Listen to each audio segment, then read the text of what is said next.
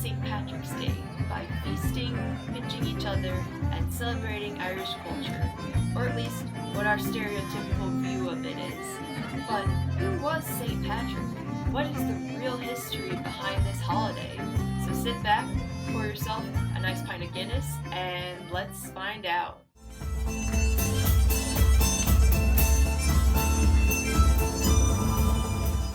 St. Patrick was born in Britain in the year 387.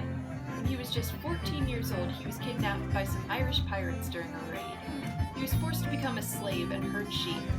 At the time, Ireland was primarily a pagan country, meaning that the people there practiced polytheism. When Patrick was 20, he had a dream of how to escape from his captors. He fled to the coast where some sailors took him to his family. A few years later, Patrick had a vision telling him to go back to Ireland and convert the Irish to Christianity. With his knowledge of Irish language and culture, he traveled all throughout Ireland as a missionary, building churches and spreading the word of God. Now, there are many different legends about things that St. Patrick did in Ireland. One was his shamrock parable. He compared the three leaves on one shamrock to the Christian Holy Trinity. Another legend is that St. Patrick banished all snakes from Ireland. He allegedly chased all of the snakes into the sea after they attacked him during his 40-day fast.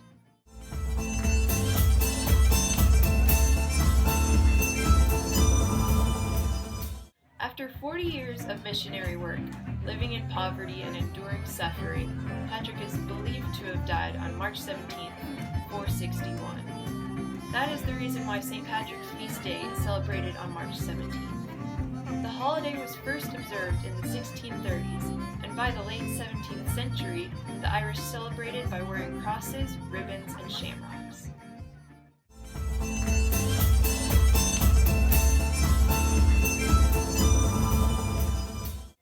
It took about another century for St. Patrick's Day to become the boisterous, worldwide celebration it is today.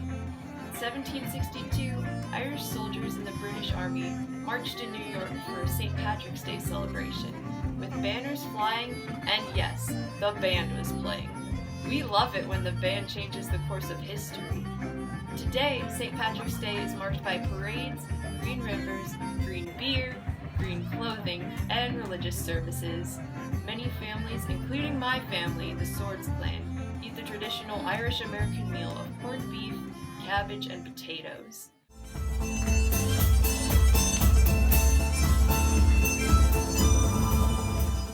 The color green is one of the most iconic symbols of St. Patrick's Day, representing Irish nationalism and the rebellion against British rule.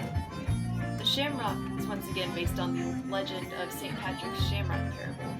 The Celtic cross symbolizes Christianity, along with celebrating nature. The leprechauns we know of today come from Irish folklore. The first ever mention of leprechauns describes them as tiny water spirits. They may also be based on an Irish fairy known for haunting cellars, drinking, and playing tricks. Legend has it that if you catch a leprechaun, they will tell you where they hide their pot of... Thanks for tuning in to the Secrets of Ireland. That's all for today, so enjoy your shenanigans and stay lucky.